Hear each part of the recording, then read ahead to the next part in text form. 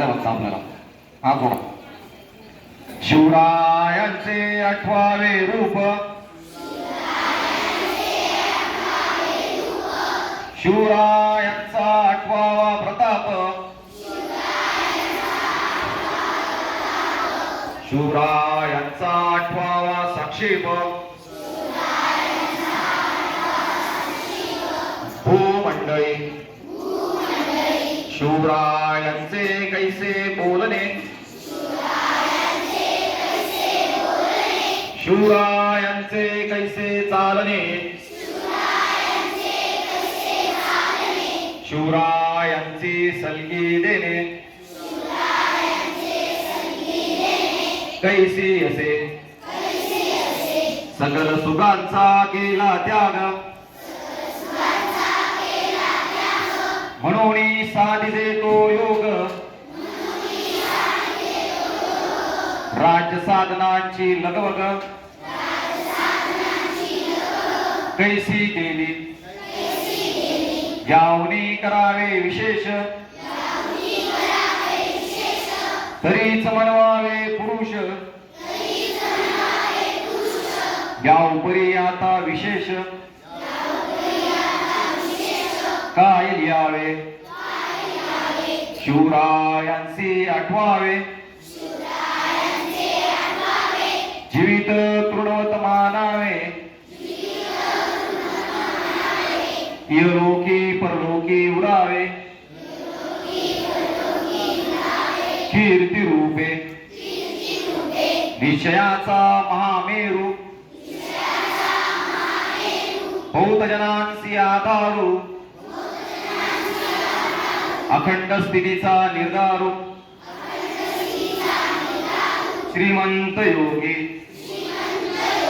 श्रीमंत योगी, पुण्यश्लोक छत्रपती श्री शिवाजी महाराज की, धर्मवीर छत्रपती श्री संभाजी महाराज की, भारत माता की, भारत माता की. आता सर्वांनी लक्ष द्या माझ्याकडे, मी काय सांगतो बारीक कान देऊन ऐका. संभाजी महाराज छावामुळे तुमच्या सर्वांच्या समोर आलेच, म्हणजे संभाजी महाराज काय होते तुम्हाला कळालं. पण संभाजी महाराजांचा बलिदान मास म्हणजे काय, तो बलिदान मास कशासाठी केला पाहिजे, कोणी केला पाहिजे आणि तो का करणं गरजेचं आहे हे तुम्हाला समजावून सांगतो. तर शिवाजी महाराजांच्या काळात काही जास्त जात नाही, पण एक शिवाजी महाराजांचं एक उदाहरण देतो. शिवाजी महाराजांनी 3 एप्रिल 1680 ला ज्यावेळी ते रायगडावरती देह ठेवला, म्हणजे शिवाजी महाराज आपल्याला सोडून गेले, आपल्यातनं गेले, त्यावेळेस शिवाजी महाराजांच्या नंतर त्यांच्या राजगादीवरती स्वराज्याचे दुसरे छत्रपती म्हणून संभाजी महाराज बसले आणि संभाजी महाराजांनी स्वतःचा राज्याभिषेक करून घेतला आणि स्वराज्याचे दुसरे छत्रपती म्हणून त्या नावावर उभा आले.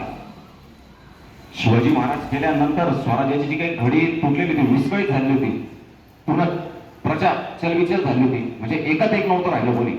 आणि जे काही मुघली पातशाह्या होत्या, 5 पातशाह्या, 6वी बरीदशाही, कुतुबशाही, त्यानंतर डच, फ्रेंच, पोर्तुगीज यांनी जे काही स्वराज्याचे दचके तोडायला सुरुवात केली होती, त्याच्यामुळे आपली पूर्ण स्वराज्याची जी काही जनता होती ती पूर्ण विस्कळीत झाली होती. तर ती विस्कळीत झालेली जनता संभाजी महाराज छत्रपती झाल्यानंतर स्वतःचा राज्याभिषेक करून घेतल्यानंतर त्यांनी ती विस्कळीत झाली जनता, ती विस्कळीत झाली घडी पहिले सर्वात आधी नीट बसवून घेतली आणि नंतर स्वराज्याचा राज्यकारभार चालू होता. शिवाजी महाराजांनी स्वराज्य जेवढं वाढवलं होतं त्याच्यापेक्षा कितीतरी पटीने स्वराज्य संभाजी राजांनी वाढवलं होतं. म्हणजे ब्रह्मदेश ते बलुचिस्तान, काश्मीर ते कन्याकुमारी, अखंड अखंड असं हिंदूंचं स्वराज्य वाढवलं संभाजी महाराजांनी. शिवाजी महाराजांच्या काळात जे काही सैन्य होते काही लाखाच्या घरात होतं, पण संभाजी महाराजांच्या लाखाच्या सैन्याचा अजून दुप्पट सैन्य स्वराज्यात सामील करून घेतलं. स्वराज्याचा जो खजिना संपत आला होता तो स्वराज्याचा खजिना पहिले भरभर करून घेतला, भरभराट करून घेतली पाहिजे आणि मग स्वराज्य वाढायला सुरुवात केली. आणि स्वराज्य एवढं वाढवलं का अटक तटकपर्यंत आपलं स्वराज्य होतं. अटक तटक होते म्हण म्हणतो आपण, पण ते किल्ल्यांची नावे जे पाकिस्तान ओलांडून अफगाणिस्तानच्या सीमेपर्यंत आहेत ते किल्ले, तिथे ते किल्ले तिथपर्यंत आपलं हिंदूंचं स्वराज्य होतं. इतका खंड प्राय देश आपला हिंदूंचा झालेला होता. जो आपण हिंदूंचा अखंड नकाशा जो या ठिकाणी बघतोय तो पण अपूर्णच आहे, तर याच्यापेक्षा कितीतरी पटीने आपलं हिंदूंचा नकाशा वाढलेला होता, हिंदूंचं स्वराज्य वाढलेलं होतं. संभाजी महाराज राजगादीवर बसल्यानंतर त्यांनी स्वराज्य वाढवायला सुरुवात केली. त्यानंतर ह्याच्या 5 छाया मुघलशाही याचे धचके तोडायला सुरुवात केली. ज्या ज्या ठिकाणी भेटेल, ज्या ज्या ठिकाणी दिसतील त्या त्या ठिकाणी यांना तोडायला सुरुवात केली. ज्या ज्या ठिकाणी यांचं साम्राज्य पसरलं होते साम्राज्य मोडून काढत आपलं हिंदूंचं स्वराज्य उभं केलं संभाजी महाराजांनी. आणि ज्या वेळेस स्वराज्याचा खजिना संपत आला होता त्यावेळेस संभाजी महाराजांनी सर्वात पहिली चालती केली ती पुराणपूरवर. जो आजचा आपण पुराणपूर म्हणतो ना त्या पुराणपूरवर संभाजी महाराजांनी स्वारी केली. आणि पुराणपूर म्हणजे त्या काळी जसं आपण महाराष्ट्राची आर्थिक राजधानी मुंबई म्हणतो त्यावेळेस या मुघलशाहीची आर्थिक राजधानी ती पुराणपूर होती. म्हणजे थोडक्यात काय औरंगजेबाच्या गळ्यातला दागिना ज्याला म्हणतात ना तो दागिना म्हणजे पुराणपूर. त्याचा पूर्ण सैन्य साठाच नाही तर त्याची अखंड संपत्ती खजिना पूर्ण त्या पुराणपुरामध्ये तरी ठेवला होता. म्हणजे थोडक्यात त्यात कोठार होते तर ते पुराणपूर महाराजांनी लुटलं. असं लुटलं का थोडक्यात एखाद्या माणसाच्या अंगावरचे कपडे काढून त्याला होगडं नांगडं करतात तसं ते पुराणपूर महाराजांनी पूर्ण होगडं नांगडं करून ठेवलं. एकदम जंगल ओसाड जंगल माळाराम करून टाकलं आहे. जाळून पूर्ण खा केलं बेचिराग करून टाकलं होतं. आणि ही आग म्हणजे हिचा जो राग होता तिची आग त्या ठिकाणी उसळली. ती राग आग तो बसला होता त्या औरंगजेबाला. ती चटक बसली त्याला त्याची धग लागली त्याला.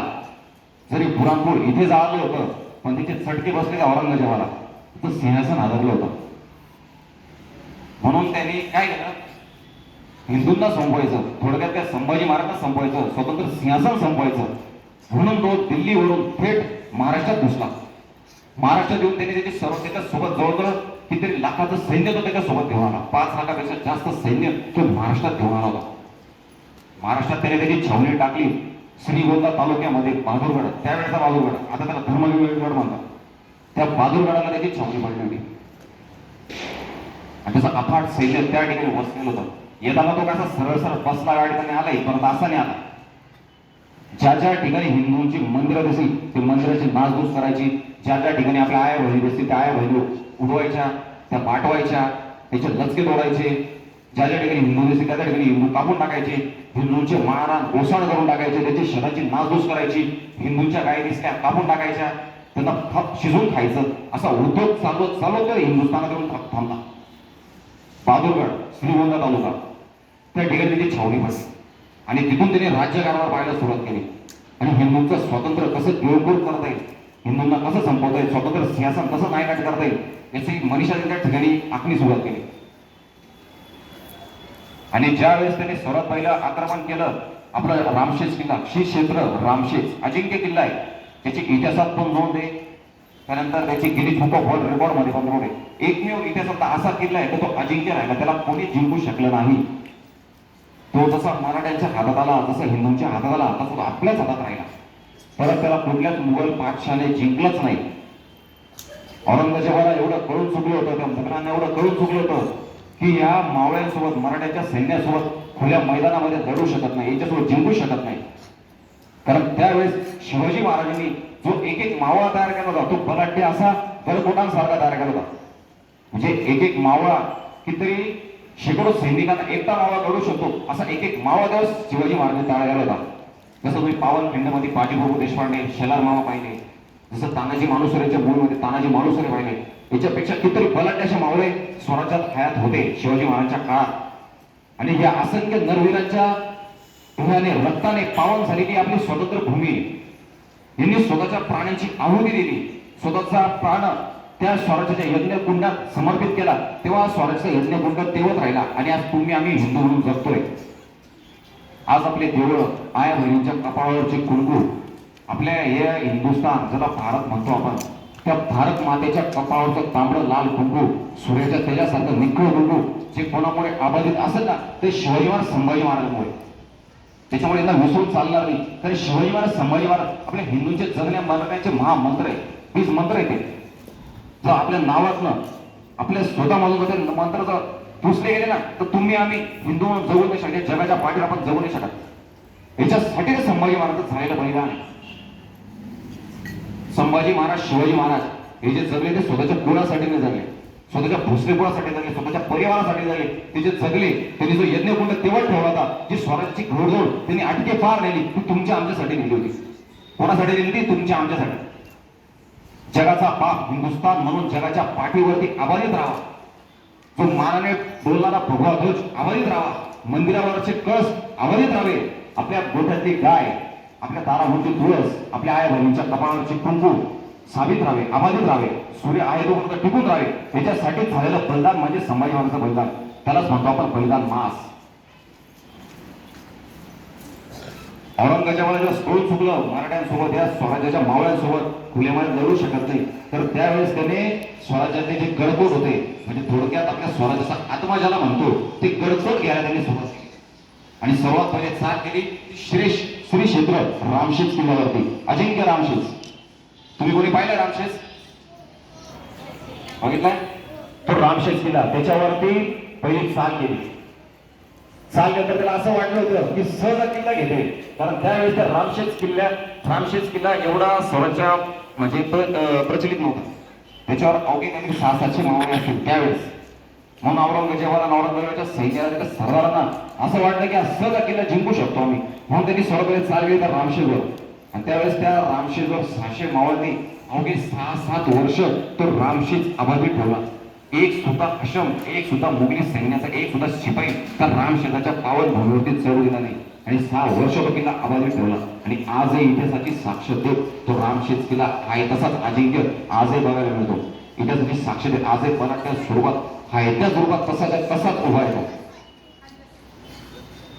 तर ज्यावेळेस हे किल्ले पण घेऊ शकत नाही, तर त्यावेळेस त्यांनी औरंगजेबाने आपल्या हिंदुस्थानातले जे काही मंत्रिमंडळ होतं त्याचे सरदार फोडायला सुरुवात केली. प्रत्येक सरदाराला कोणाला पैशाचं आमिष दिलं, कोणाला जमीन जायदाचं आमिष दिलं, कोणाला जागीरदारीचं आमिष दिलं, कोणाला हिरे जवाहराचं आमिष दिलं, की जेणेकरून स्वराज्यातले सैन्य, स्वराज्यातले सरदार थकतील, मला सामील होतील आणि मी हा स्वराज्य सिंहासन समोर नायनाट करेल, अशी मनीषा त्या औरंगजेबाच्या मस्तकात चालत होती. म्हणून गडकोट किल्ले घेऊ शकत नाही, म्हणून सरदार फिरवायला सुरुवात केली. पण त्यातही त्यात कुठला सरदार त्याला सामील झाला नाही, कुठला सरदार त्याला फुटला नाही. फक्त एक अपवाद होता. एक अपवाद कोण? गणोजी शिर्के, संभाजी राजांचा सक्का मेवना, संभाजी राजांच्या पत्नीचा सक्का भाऊ शृंगार भोजे शिर्के, त्यांचा मुलगा गणोजी शिर्के. हा त्या औरंगजेबाला फक्त म्हणजे वतनदारीच्या लालसे बोटी त्यांना सामील झाला. शिवाजी महाराजांच्या काळ पण वतनदारी होती, पण शिवाजी महाराजांनी या आपापसातल्या भांडण तंट्यांमुळे ती वतनदारी मोडीच काढली. वतनदारी जी संकल्प ती संकल्पच मोडून काढली. आणि जे काही वतनदार, जे काही छोटे मोठे पाटील देशमुख जे होते, त्यांना स्वराज्यात सामील करून घेतलं आणि त्यांना जागीरदार म्हणून, सरदार म्हणून नेमलं. त्याच्यावर वतनदारी ते शिवाजी महाराजांच्या काळ संपुष्टात होती. आणि ती वतनदारीची लालसा या गणोजी शिर्केच्या डोक्यात सलत होती. लालच लागली त्याला, लालूच. म्हणून त्या औरंगजेबाला शरण गेला. आणि औरंगजेबाला शरण गेल्यानंतर स्वराज्यातली इत्यंभूत माहिती, खडांखडा माहिती त्या औरंगजेबाला खलिदाच्या स्वरूपाने तो पाठवत राहिला. स्वराज्याला जेवढा धोका बाहेरच्या शत्रूंपासून होता, तेवढाच धोका आतल्या शत्रूंपासून होता. ज्याला असतील के साथ जी म्हणतो ना आपण, आपले शत्रू, तसा धोका त्यावेळेस होता, आजही. म्हणजे इतिहास स्वतःला रिपीट करत असतो, इतिहास स्वतःला बदलत असतो. तो परिणाम आपल्याला आजही अनुभवायला येतो. शिवकाळातही स्वराज्याचे शत्रू आपापल्यातले आपलेच होते, तसेच आजही हिंदुस्थानाचे शत्रू आपलेच आहेत. बाहेरच्या शत्रूंशी लढायला तर आपण सक्षम आहे, पण आतल्या शत्रूंशी लढायला आणि ते ओळखायला ती नजर आपल्यामध्ये नाहीये, आणि तेवढे सक्षम आपण नाहीये. तर हे शिकवलं आपल्याला संभाजी महाराजांनी. जो गणोजी शिर्के संभाजी त्या औरंगजेबाला शरण केला, स्वराज्यातली खडांखडा माहिती त्याने त्या औरंगजेबाला पुरवली. आणि ज्यावेळेस संभाजी महाराज रायगडावरून 2500 सैन्य घेऊन सरदेसाईंच्या वाड्यामध्ये संगमेश्वराला एका न्याय निवडण्यासाठी निघाले होते, तर ही बातमी त्या औरंगजेबाला कळवली होती. या गणोजी शिर्केने संभाजी महाराजांसोबत सैन्य होता 2500 सैन्य घेऊन संभाजी महाराज गड उतरले. गड उतरल्यानंतर काहीशे अंतर चालल्यानंतर ते 2500 सैन्य महाराज तिथंच ठेवलं, सोबत तिथंच ठेवलं. आणि फक्त 300 मावळे घेऊन महाराज तर संगमेश्वराला निघाले. संगमेश्वराला सरदेसाईंच्या वाड्यामध्ये महाराज गेल्यानंतर तिथला न्यायनिवाडा झाला, तिथला पाहुणचार झाला, आणि महाराज तिथंच एक दिवस वास्तव्याला थांबले. एक दिवस रात्र काढायचे म्हणून महाराज थांबले. आणि दुसऱ्या दिवसाचा नित्य प्रहर आटपून, देवपूजा वगैरे आटपून, नित्यक्रम आटपून महाराज रायगडच्या दिशेने रवाना होणार होते. पण त्या आधीच महाराज तिथे आलेल्याची खबर त्या औरंग्याला या गणोजी शिर्केने कळवली होती. आणि औरंग्यामधला राक्षस, त्याच्यातला हशम, त्याच्यातला धर्मवेडा, तो जागा झाला आणि संभाजी महाराज आहे त्या अवस्थेत संभाजी महाराज पकडायचे आणि संभाजी महाराज पकडल्यानंतर हिंदूंचं स्वतंत्र सिंहासन गिळंकृत करायचं एवढीच मनीषा त्याच्या डोक्यात चालत होती. म्हणून त्याने त्याच्या सरदारांना आज्ञा केली की संभाजी आहे त्या स्थितीत आहे त्या परिस्थितीत माझ्यासमोर हजर करा. आणि त्या औरंगजेबाच्या सरदारांमधून दोन सरदार मुकरब खान आणि इखलियास खान हे दोन हरामखोर घेऊन 80,000चं सैन्य घेऊन औरंगजेबापासून निघून संभाजी महाराजांना धरायला आले ते. संभाजी महाराजांसोबत सैन्य किती होतं? 300 मावळे. संभाजी महाराजांना पकडण्यासाठी मावळ ते हशम किती आले? 80,000.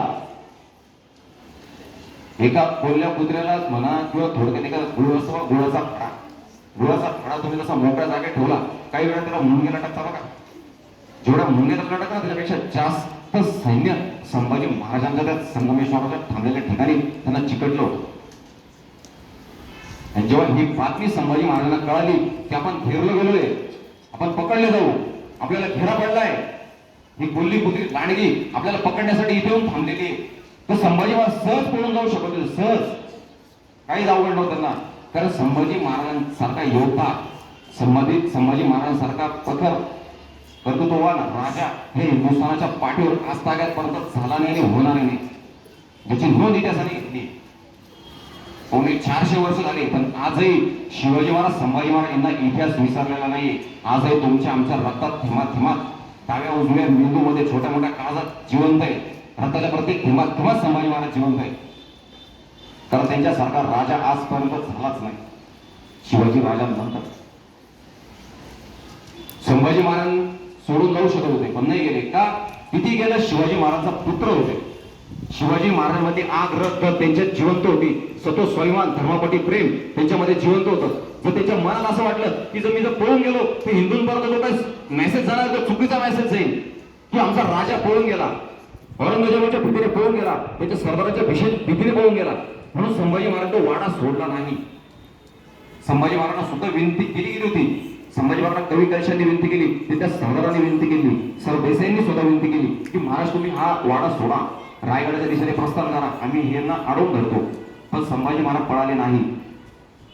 का? तुमच्या आमच्यासाठी. का? याचं कारणही सांगतो. हाय नाही त्या मावळ्यांसकट, फक्त 300-350 मावळ्यांसकट संभाजी महाराजांनी त्या 80,000 राक्षसांसोबत झुंज दिली. आणि जे 80,000 हशम त्यावेळेस महाराजांना पकडायला आले होते, त्याच्या सर्वसाधारण माणसं नव्हते, राक्षसी अवतार होते, राक्षसी अवतार.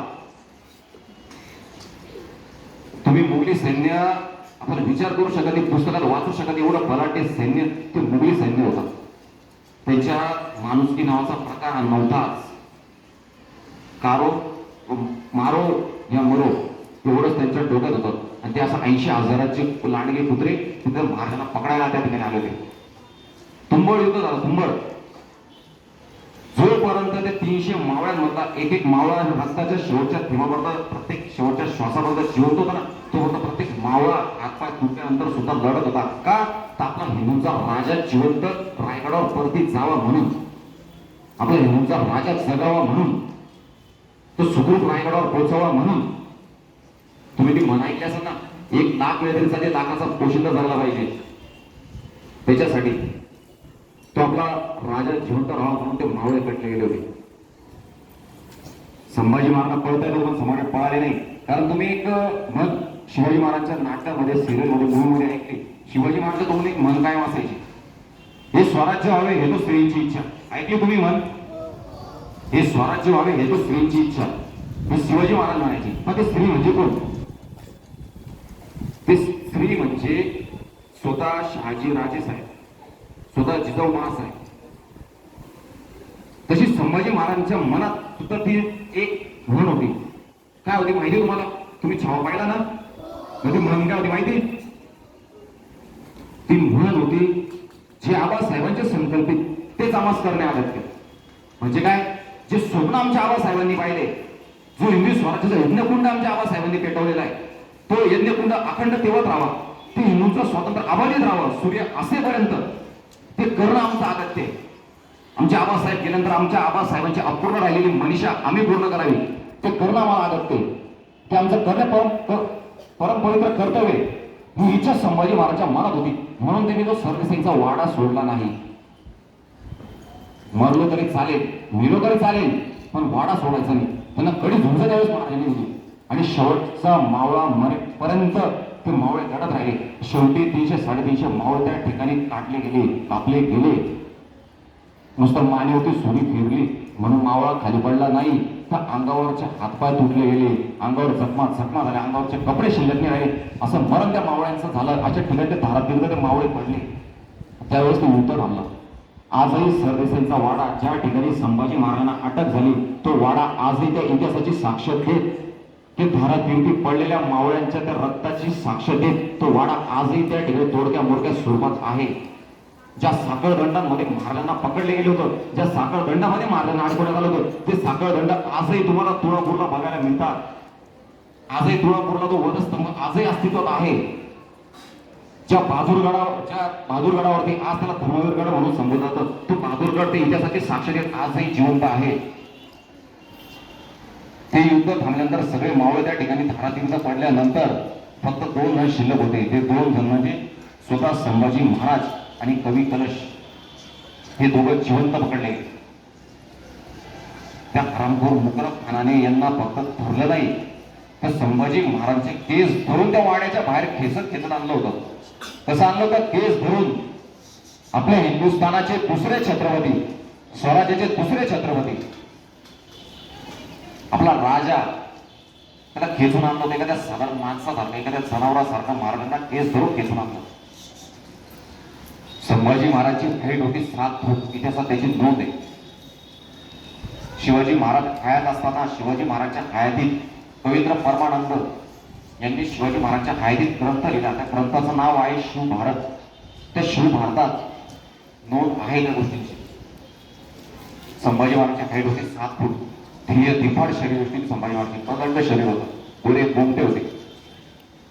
संभाजी महाराजांना बाहेर काढून आल्यानंतर त्या हरामखोरांनी संभाजी महाराजांच्या अंगावरचा राजेशाही पोशाख, राजविंडा पोशाख, तो सर्वात पहिले फाडून टाकला. एक कपडा संभाजी महाराजांच्या अंगावर शिल्लक ठेवला.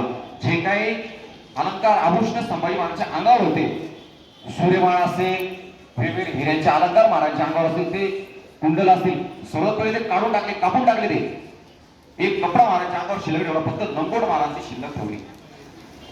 आणि संभाजी महाराजांना कुलाल घोडा, तुम्ही हिंदी चित्रपटांमध्ये एखाद्या कैद्याला पकडल्यानंतर त्याला साखळदंड अडकवतात आणि लाकडी सांगाडाला लाकूड बघा मानेला बांधलेला असतो, हाताशी अडकवले असतात, सरळ असा तो असली फळी सारखा.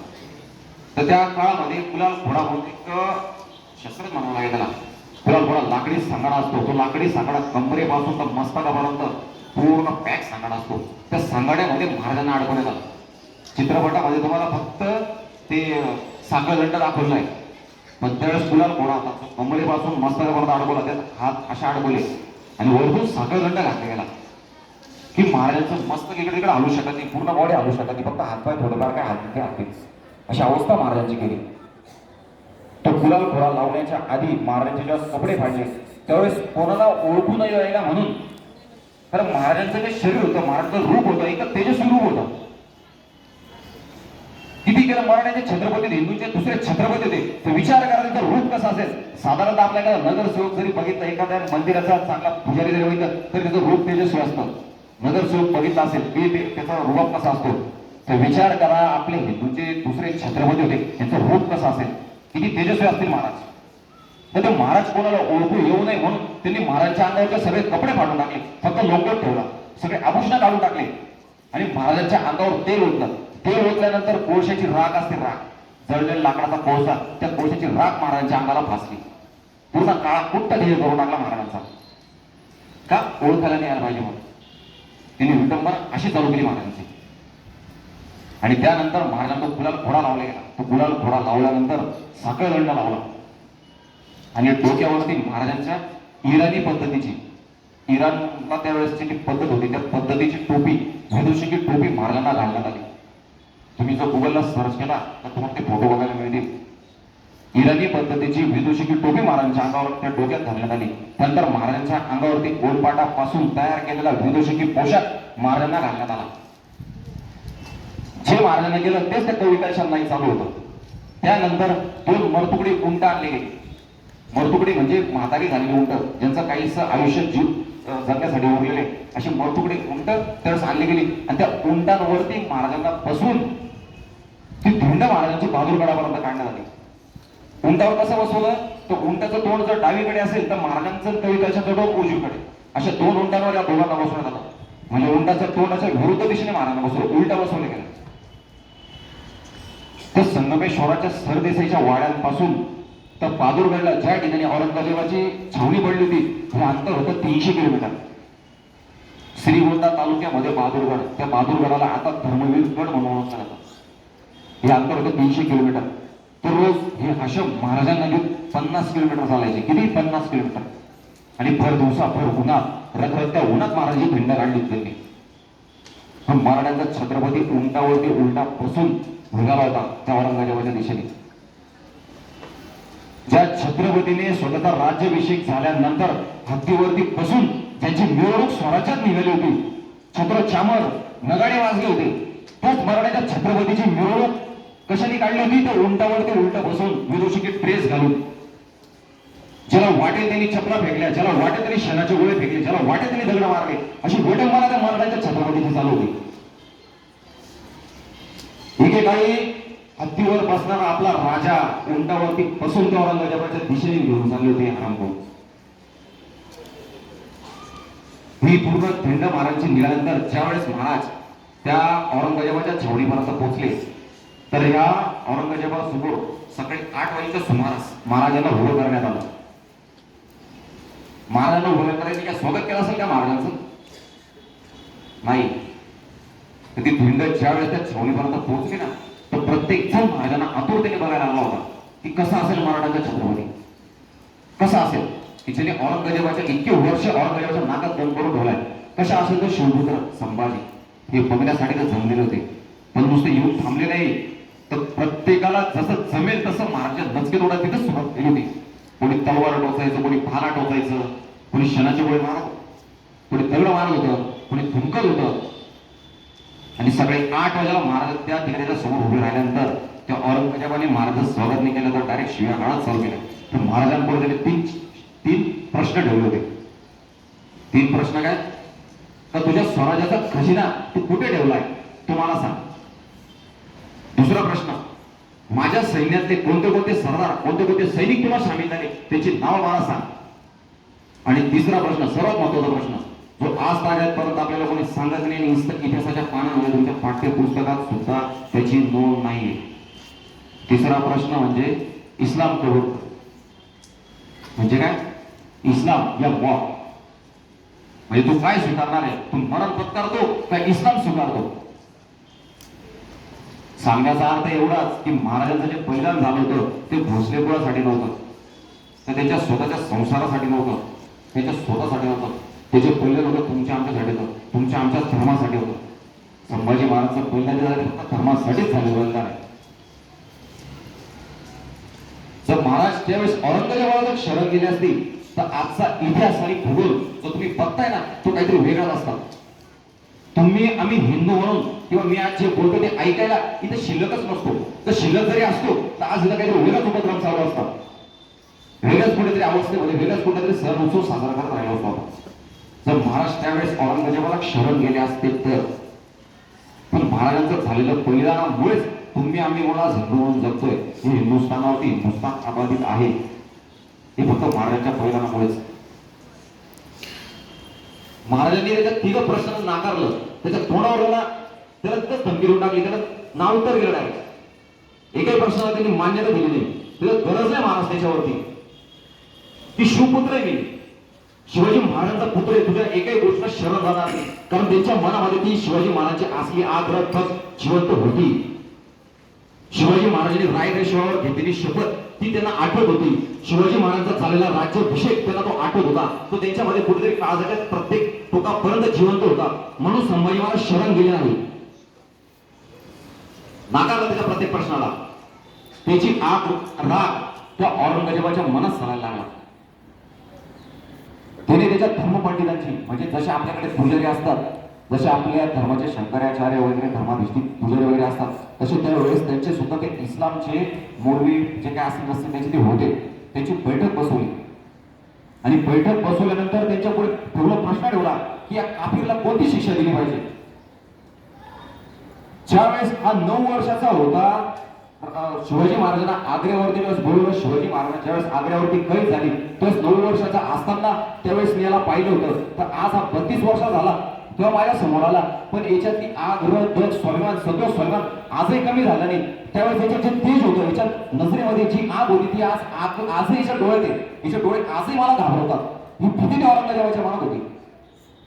म्हणून त्यांनी त्याच्या त्या मौलवीने पुढे प्रश्न ठेवला की या काफिरला शिक्षा दिली तर कोणती दिली पाहिजे. इतिहासात अशी कुठली शिक्षा आहे की जिची नोंद आजपर्यंत इतिहासाने घेतलेली नाही, जी आजपर्यंत कोणाला झालेली नाही आणि आजपर्यंत कोणाला होऊ पण शकणार नाही. अशी कोणती शिक्षा आहे जी याला देता येईल. ती शिक्षा मला सांग, कशी शिक्षा या काफिरला देता येईल. ती शिक्षा होती एक दिवस संभाजी महाराजांना त्या शिक्षेला अनुसरून त्या शिक्षेनुसार एक दिवस संभाजी महाराज मरणाच्या दिशेने पुढे पुढे सरकत होते. जो योग ज्याला मरणाचा देवता आपण म्हणतो, जे स्वर्ग ज्याला मरणाची जागा म्हणतो आपण, त्याला सुद्धा लाज वाटेल एवढं भयानक दुर्दांत तहान असं ज्वलंत संभाजी महाराजांचं बलिदान झालेलं आहे. एक दिवस संभाजी महाराज मरणाच्या दिशेने पुढे पुढे सरकत होते. सर्वात पहिले महाराजांचे नख उपसून घेतले. कशाने? चिमट्याने. तुम्ही छावणीमध्ये पाहिलं, आपण नेल कटरने जेव्हा नख कापायला घेतो, थोडं जरी नेल कटर पुढे मागे सरकलं तरी जी काही जिवाई लागते ना, आपल्या मस्तकामध्ये जे झिंजऱ्या उठतात, डोळ्यात पाणी येतं. थोडक्यात त्या नख कापण्याचं थांबवतो आपण. ते पण एका बोटाला झाल्यावर संभाजी महाराजांच्या हाताचे 10, पायाचे 10 अशा 20 बोटांची नख चिमट्याने उपसून काढली होती. कशाने? चिमट्याने उपसून, मुळे सगळं नख उपसून काढली महाराजांची. तरी महाराज शरण जात नव्हते. शेवटी महाराजांची बोट तोडण्यात आली. बोट म्हणजे अखंड बोट नाही. या बोटावर तुम्हाला रेषा दिसत आहेत. किती रेषा आहेत? या 3 रेषा आहेत. म्हणजे एका बोटाचे 3 तुकडे. किती? एका बोटाचे 3 तुकडे. अशा या 10 बोटांचे तुकडे गेले. तसेच पायाच्या बोटांचे तुकडे गेले. म्हणजे बोट सुद्धा शरीरापासून वेगळे गेले. तरी महाराज शरण येत नाही. शेवटी हातापायाचे तुकडे गेले. हात म्हणजे काय? खांद्यापासून हात नाही कापला, या हाताचे 4-5 तुकडे गेले. मनगटापासून, कोपरापासून एवढी विटंबना महाराजांनी चालली होती. ज्याला कोणाला वाटलं उठायचं सुटायचं, महाराजांच्या अंगावर तलवारीने नक्षी काढायचं. ज्याला कोणाला वाटलं तो यायचं, महाराजांचे कोपरे काढून घेऊन जायचं. ज्याला वाटलं तो यायचं, दुर्गेच्या वाट्या काढून द्यायचं. ज्याला वाटलं तो चिंता घेऊन यायचा, महाराजांचा लचका तोडून द्यायचा. मांसाचे डोळे कापून द्यायचे. शरीरावरती असा एक भाग नव्हता उरला का महाराजांचा तो सही सलामत असेल. एक भाग नव्हता उरला. एक भाग डोळ्याचे डोळे काढून घेतले महाराजांचे डोळे. तलवारीने, चिमट्याने, हातोडीने, जे भेटल त्याच्याने. हातपाय तोडल्यानंतर सुद्धा जे महाराज शरण येत नाहीये, ही नजर अजून पण ते धडकच आहे. जी नजर आजही आग ओकते, ती नजर त्या औरंगजेबाला भेडसावत होती. ती नजर आजही त्या औरंगजेबाच्या मनात भीती निर्माण करत होती. म्हणून त्या औरंग्याने महाराजांचे डोळे फोडले. ज्या डोळ्यांनी छत्रपती शिवाजी महाराजांचा राज्याभिषेक झाल्यानंतर हिंदूंचं स्वतंत्र सिंहासन रायगडावरती स्थापन झालं पाहिजे होतं, ते डोळे फोडले. ज्या डोळ्यावर त्या रायगडावरच्या जगदीश्वराला अभिषेक केला होता, ते डोळे फोडले. ज्या डोळ्याने स्वराज्यातली सुखी झालेली जनता प्रजा पाहिली होती, ते डोळे त्या हरामखोरांनी फोडले. गरम गरम तप्त झाल्या लाल बुंद सळ्या महाराजांच्या डोळ्यात घातल्या. सळ्या डोळ्यात घातल्या, उपसून काढल्या. डोळे बुबुळा सकट बाहेर आले. तुम्हाला फक्त एवढा डोळा दिसतो, पण त्या डोळ्याच्या मागे सुद्धा बुबुळ वगैरे भरपूर नसा वगैरे असतात. ते नसां सकट बुबुळा सकट डोळे बाहेर आले होते. त्या सळ्यांना लाल उन्हाळ्या सळ्यांना लटकलेल्या असतात अवस्थेत महाराजांचे तेजस्वी डोळे. ज्या डोळ्यांनी 5 पातशाह्या, 6वी मुघलशाही, बरीदशाही, कुतुबशाही, मिनाजशाही, पेज, फ्रेंच, पोर्तुगीज यांच्या मनात जी भीती निर्माण केली होती ना, त्या डोळ्यांनी, ते तेजस्वी डोळे यांनी फोडून टाकले. ज्या कानांनी स्वराज्यातल्या सुखी झालेल्या जनतेचे आशीर्वाद घेतले होते, ज्या कानांनी शिवाजी महाराजांची एक एक आज्ञा ऐकली होती, ज्या कानांनी जे जिजामाँ साहेबांचे संस्कार घडवले, ज्या कानांनी ऐकले होते, ते कान सुद्धा या हरामखोरांनी कापून टाकले. चिमट्याने खेचून, तलवारीने कापून टाकले कान. ज्या नाकाने मोकळा श्वास त्या रायगडावरती घेतला, ते नाक सुद्धा महाराजांचं कापून टाकलं होतं. असा एक अवयव महाराज शिल्लक नव्हता ठेवला की तो सही सलामत जन्माला आल्यानंतर जसा असतो तसा असेल. एवढी विटंबना महाराजांच्या देहाची या हरामखोरांनी चालली होती. एवढ्यावरच थांबला का? तर नाही, अजूनही महाराज शरण येत नाहीये. किती गेला छत्रपतीचा छावा होता तो शरण नाही गेला. अवघ्या 32 वर्षाच्या आयुष्य जगले महाराज, अवघ्या 32 वर्ष. त्या 32 वर्षाच्या काळात महाराजांनी बलिदान दिले. का तर तुमच्या आमच्यासाठी. एवढं वरी महाराज शरण येत नव्हते. शेवटी त्यांनी महाराजांचा शिरच्छेद करण्याचा ठरवलं, म्हणजे मुलगा धडा वेगळा करण्याचा ठरवलं. महाराज ज्यावेळेस त्याच्या पुढे उभे गेल्यापासून तर त्यांची हत्या होईपर्यंत महाराज एकाच जागेवरती टांबून ठेवलेले होते. तो गुलाल फोडा तसाच, ते साखळदंड तसेच, तसेच महाराज 40 दिवस एकाच जागेवरती उभे होते. महाराज नुसतं नजरेने घाबरत होते, तर तोंडाने सुद्धा परत त्या औरंगजेबात बसत होते. तेव्हा औरंगजेबाला जेव्हा सडेतोड उत्तर जेव्हा महाराज देत होते, तर त्याची जीभ त्या औरंगजेबाला येऊन महाराजांच्या जबड्यात हात घालून महाराजची जीभ कापण्याचा प्रयत्न त्यांनी केला. पण किती केलं, छाव्याचा जबडा होता तो. सिंहाच्या जबड्यात हात घालून दात मोजू शकतो, पण ते संभाजी महाराजांच्या जबड्यात हात घालून ती जिभेला हात लागली जीभ कापू शकेल एवढी कोणाची हिंमत नव्हती. तो जबडा किती केला, संभाजी महाराजांचा जबडा होता. सिंहाचा जबडा परवडला, पण महाराजांचा नाही. शेवटी त्यांनी महाराजांच्या डोक्यावरती घणाचे घाव घातले, तरी जबडा उघडत नव्हता. चटके दिले, चांबडी तोडली, तरी महाराजांचा जबडा उघडत नव्हता. शेवटी 10-12 हाशमांनी महाराजांना एखाद्या भिंतीच्या सरळ भिंतीवरती, दगडाच्या भिंतीवरती ताबून धरलं. ताबून धरल्यानंतर संभाजी महाराजांच्या डोक्यावरती घणाचे घाव घातले. नंतर लाल बुंद तप्त असा चिमट्याने महाराजांचं नाक दाबण्यात आलं. नाक दाबलं तर तोंड तो उघडतं, आपसुकच उघडणार. ज्यावेळेस संभाजी महाराज गुदमरले गेले त्यावेळेस महाराजांचा जबडा उघडला. जबडा उघडल्यानंतर लाल बुंद तप्त असलेल्या सगळ्या महाराजांच्या जबड्यात घातल्या. त्यानंतर सांडशीने महाराजांचा जबडा वाचले गेला आणि जीभ चिमट्याने धरून जेवढी बाहेर येईल तेवढी ओढून काढली. आज आपण पूर्ण जीभ जरी बाहेर काढायची म्हटली तर 2 किंवा 3 इंच एवढी जीभ आपल्या तोंडातून बाहेर येते. महाराजांची जीभ चिमट्याने जेवढी खेचता येईल तेवढी खेचली, कंठापासून जीभ बाहेर आली. जीभ जशी बाहेर तशी लगेच तलवार टाकली तिच्यावर. तलवार टाकल्यानंतर ती जीभ खाली तुटून पडली. ज्वालामुखी पर्वतातनं जसा ज्वाला तो लावा जसा उफळतो बाहेर येतो ना, तसं महाराजांचं लाल बुंद तप्त असं रक्त त्या जमिनीवरती निघालं. ती जमीन पुन्हा न्हावून निघाली.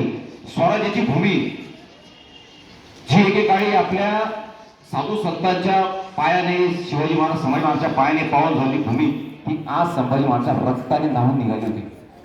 संभाजी महाराज ज्या जागेवर उभे होते ते त्या जागेवर त्यांना भांडून ठेवलं. 40 दिवस एकाच जागेवर उभे असताना पूर्ण जमीन लाल बुंद झाली होती. ती जमीन आजही बहादूरगडावरती साक्ष देत आहे संभाजी महाराजांच्या बलिदानाची. जीभ कापली, डोळे फोडले, कान कापले, नाक कापलं, हातपाय तोडले. शेवटच्या दिवशी फाल्गुन अमावस्या म्हणजे गुढीपाडव्याचा आजचा दिवस, शेवटची आज्ञा झाली की महाराजांचा शिरच्छेद करायचा. पण औरंगजेबाच्या मनात एक भीती होती की मराठ्यांना कळून चुकलंय की मराठाचा छत्रपती कैद झालाय, त्याची हत्या होणार आहे. जर मराठे इथपर चालून आले तर आपला कधी फाडशा पाडतील, आपला कधी नायनाट होईल. म्हणून त्यांनी त्याची छावणी बहादूरगडावरून हलून तुळापूरला आणली. तुळापूरला का, तर त्या ठिकाणी इंद्रायणी भीमा नदीचा त्रिवेणी संगम आहे. आपल्या हिंदू धर्मामध्ये त्रिवेणी संगमाला खूप महत्व आहे. त्या त्रिवेणी संगमावरच ह्या वर्षी प्रयागराजला कुंभमेळा भरला. दरवर्षी आपल्या नाशिकला त्रिवेणी संगम जो पंचवटीत आहे तर त्रिवेणी संगमावरच कुंभमेळा भरतो दर 12 वर्षाने. तर त्रिवेणी संगमामध्ये आपल्या धर्मपुराणांमध्ये, धर्मग्रंथामध्ये खूप महत्व आहे. तर तो हिंदूंना पाठवायचं म्हणून त्या त्रिवेणी संगमावरती त्याची छावणी आणून ठेवली. इकडे लक्ष द्या, थोडा वेळ उरलाय. त्रिवेणी संगमावरती महाराज ती छावणी आल्यानंतर त्या ठिकाणी त्या वधस्तंभाला महाराजांना बांधण्यात आलं आणि महाराजांचे पायापासून तर मस्तकापर्यंत उलट्या दिशेने कुऱ्हाडीने तुकडे करण्यात आले. जिवंतपणीच कुठल्याही प्रकारची भूल दिलेली नाही, कुठल्याही प्रकारची शुद्ध आलेली नाही. पूर्ण शुद्धीत महाराज असताना महाराजांचे देहाचे तुकडे पायापासून डोक्यापर्यंत तुकडे तुकडे करण्यात आले आणि महाराजांचं शेवटी शिरच्छेद करायला मुंडकं वेगळं धड वेगळं आणि मुंडकं भाल्याच्या टोकावरती उलट बसून ते विजापूरच्या दिशेने धिंडकाला पाठवलं. का, ते विजापूरच्या आदिलशहाचे जे काही सदर होते ना खुश करण्यासाठी. ते मुंडकं तिकडे गेल्यानंतर त्या आदिलशहाचा जो काही राजमहल होता, त्या राजमहालाचं जे काही न्हाणीघर होतं म्हणजे काय बाथरूम, त्याच्या बाथरूमचा ज्या ठिकाणी आउटलेट होता ना, म्हणजे जिथून ते सांडपाणी बाहेर येतं, त्या सांडपाण्याच्या त्या नळाच्या ठिकाणी महाराजांचं मुंडकं बसवण्यात आलं. का, तर महाराजांच्या देहाची विडंबना व्हायला पाहिजे म्हणून, तर महाराजांच्या तोंडात ते घाणपाणी बाहेर यायला पाहिजे म्हणून. आणि त्यानंतर उरलेल्या देहाचे जे तुकडे तुकडे होते त्या तुळापुरापासून काहीतरी अवघ्या 20 किलोमीटरवरती वडू बुद्रुक आहे. तर वडूला थोडंफार काहीतरी हिंदूंची वाडी वस्ती शिल्लक होती आणि निवडुंगाचं रान पसरलं होतं. निवडुंगाचं रान माहिती तुम्हाला, काटेरी निवडुंग, हिरवं थोडासा झाड असतं, त्याला काटे असतात, वाळवंटातलं झाड आहे. तर निवडुंगाचं रान पसरलं तर रानामध्ये महाराजांचे तुकडे फेकून दिले आणि तिथल्या लोकांना जर बसवली, धमकी दिली की जर तुम्ही ह्या तुकड्यांची विल्हेवाट लावण्याचा प्रयत्न केला, जर या तुकड्यांचा तुम्ही अंत्यसंस्कार करण्याचा प्रयत्न केला तर तुमच्या समूळ कुळाचा नायनाट असाच करण्यात येईल, तुमचं समूळ कुळ असंच संपवण्यात येईल. ही जरब त्या लोकांमध्ये बसवली आणि सैन्य निघून गेलं. तरी पण ज्यांच्या मनामध्ये सतत स्वाभिमान, हिंदूंप्रती आस्था, शिवाजी महाराज, संभाजी महाराज ज्यांच्या काळात जिवंत होते त्या लोकांनी ते संभाजी महाराज तुकडे वेचले, ते तुकडे वेचले आणि तुकडे शिवून घेतले. ज्यांनी ते तुकडे वेचले आणि ज्यांनी ते तुकडे शिवले त्यांना नावच पडलं ते वेचले पाटील आणि शिवले पाटील. त्यांची वंशावळ आजही ते वडू गावामध्ये जिवंत आहे. आजही त्यांची वंशावळची जी आहे पिढी, ती पिढी आजही त्या ठिकाणी आहे, इतिहासाची साक्ष देत. त्यांनी ते तुकडे वेचले पण संभाजी महाराजांचं मस्तक नव्हतं. आणि आपल्या हिंदू धर्मामध्ये जर देहाला मस्तक नसेल तर त्या देहाला अग्निसंस्कार केले जात नाही, त्याला अग्निडाग दिला जात नाही पूर्ण देह असल्याशिवाय. त्या लोकांनी कणकेचा गोळा घेतला, कणकेच्या गोळ्याला मुलग्याचा आकार दिला आणि त्या देहावरती बसून महाराजांना अंत्यसंस्कार केले. महाराजांचे अंत्यसंस्कार सुद्धा चालीरीती रूढी परंपरेनुसार झालेले नाही, कारण महाराजांची अंत्ययात्राच निघाली नव्हती. आयत्या साधनांचा वापर करत आयत्या परिस्थितीमध्ये आयत्या वेळी महाराजांची देहाला अग्निडाग त्या लोकांनी दिला. ज्यांनी अग्निडाग दिला, इकडे बघा, इकडे बघा, लक्ष द्या, लक्ष द्या.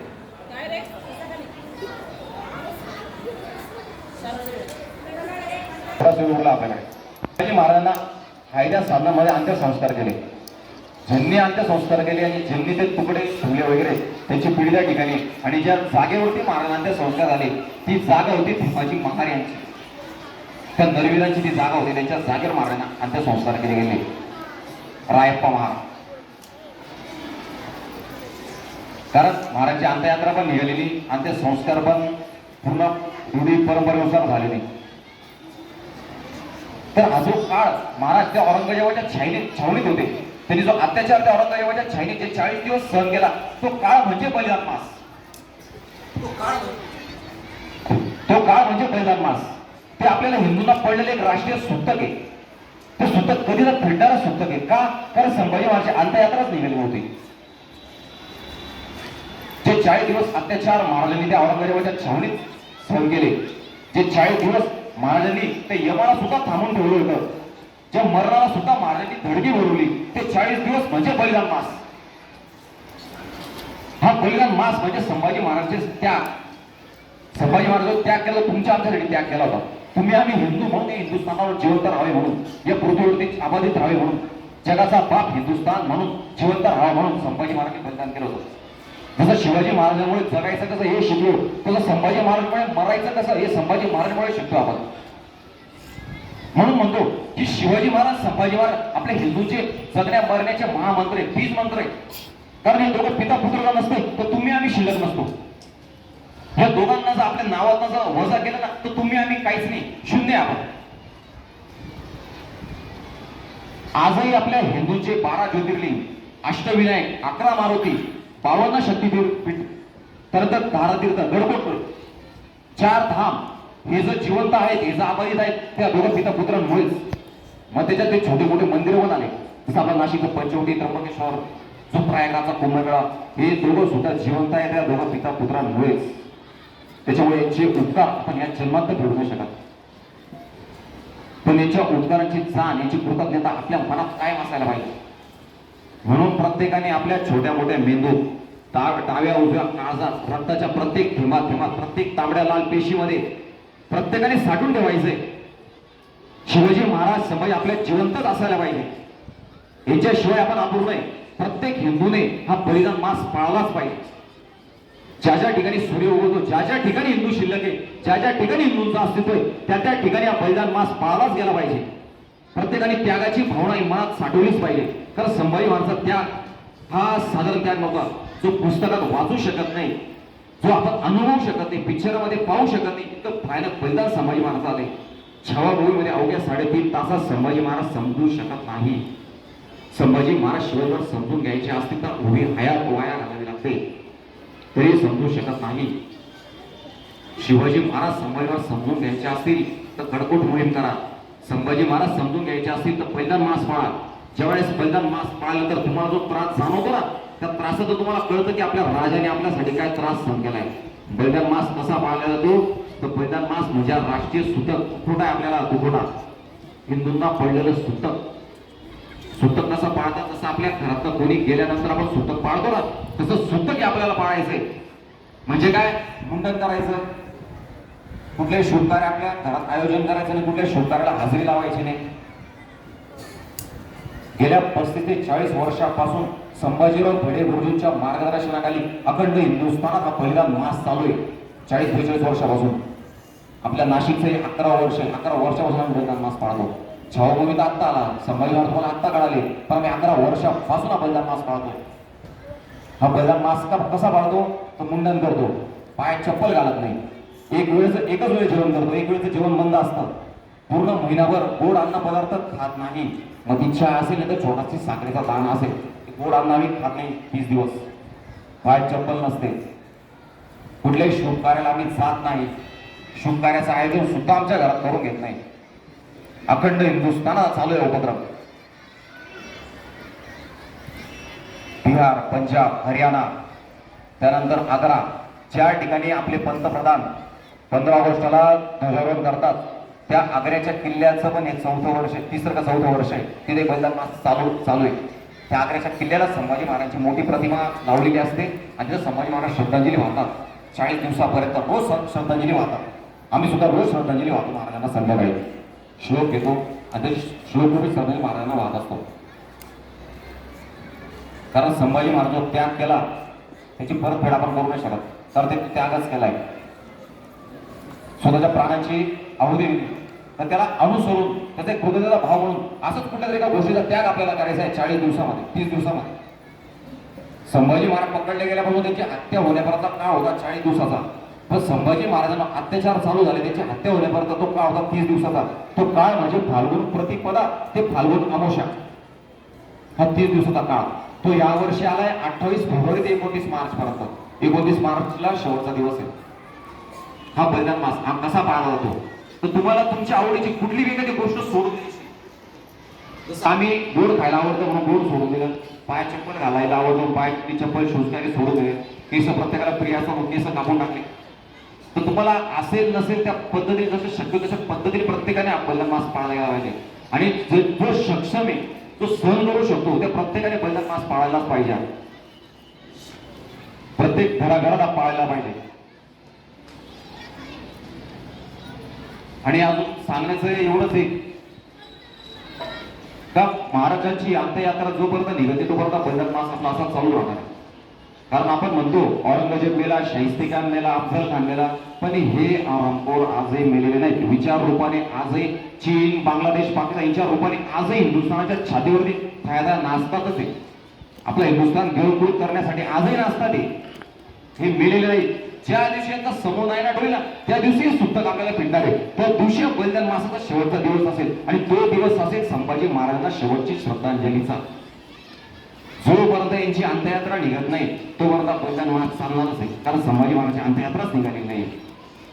तर प्रत्येकाला विनंती आहे, तुम्हाला असेल त्या पद्धतीने, शक्य असेल त्या पद्धतीने, तुम्हाला जर टीव्ही पाहायला आवडत असेल ना तर महिनाभर अजून 4 आठवडा उरलाय, आठवड्यावर टीव्हीच नका पाहू. तुम्हाला मोबाईल पाहायला आवडत असेल तर आठवडा मोबाईल नका पाहू. कार्टून पाहायला आवडत ना तर कार्टून पाहू नका आठवडाभर 29 तारखेपर्यंत, जोपर्यंत बलिदान मास संपत नाही तोपर्यंत.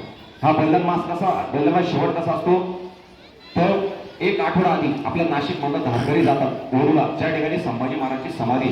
त्या वरुला गेल्यानंतर तिथे नित्यपूजा आठवून दुसऱ्या दिवशी पहाटे महाराजांची नित्यपूजा नित्यक्रम झाल्यानंतर तिथल्या समयवरून एक दिवा पेटवून, एक मशाल पेटवून पळत पळत नाशिक परत आणली जाते.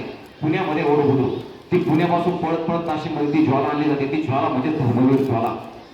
आणि ती ज्वाला आपल्या मुखपदयात्रेचं नेतृत्व करते. आणि साक्षी गणपतीपासून जुन्या नाशिकातील डिंगराळीमध्ये ज्या ठिकाणी संभाजी महाराजांची पूर्णाकृती मूर्ती, त्या ठिकाणापर्यंत एक मुखपदयात्रा काढली जाते. मुखपदयात्रा म्हणजे संभाजी महाराजांची न निघालेली अंत्ययात्रा. आणि त्या मूर्तीजवळ एक छोटासा होम पेटा जातो. होम म्हणजे संभाजी महाराजांची चिता, आणि त्या ठिकाणी ती ज्वाला समर्पित केली जाते. आणि अशी बलिदान मासाची सांगता होते. आणि ती धरोळी ज्वाला म्हणजे साक्षात संभाजी महाराजांचं मूर्तिमंत रूप. तर प्रत्येकाने होईल त्या पद्धतीने आपण त्या मास पाळायचा आहे. कारण आपले 12 ज्योतिर्लिंग हे अष्टविनायक जे शिल्लक आहे दोघं पिता पुत्रांमुळेच आहे. आपण फक्त 12 ज्योतिर्लिंग म्हणतो, तर आपल्या जे 14 ज्योतिर्लिंग आहे. किती? 14. 13वं ज्योतिर्लिंग छत्रपती शिवाजी महाराजांची समाधी रायगड आणि 14वं ज्योतिर्लिंग छत्रपती संभाजी महाराजांची समाधी हुडहुडू. हे अशा 14 ज्योतिर्लिंग आहे आपले. तर एवढं बोलून मी थांबतो. फक्त बसलेल्या जागेवरती हात जोडा. आपण एक छोटासा श्लोक घेऊ आणि संभाजी महाराजांना श्रद्धांजली वाहू. साठी झुंजावे झुंजोनी अवघ्यासी मारावे झुंजोनी अवघ्यासी मारावे मारिता मारिता घ्यावे राज्य आपले देशद्रोही तितुके देशद्रोही तितुके कुत्ते मारून घालावे परते देवदास पावती फत्ते यदर्ती संशयो नाही देव मस्तकी धरावा होगा हल्लकल्लो करावा मुलूक बडवावा ती बुडवावा धर्म संस्थापनेसाठी पुण्यश्लोक छत्रपती श्री शिवाजी महाराज की धर्मवीर छत्रपती श्री संभाजी महाराज की भारत माता की भारत माता की. धन्यवाद.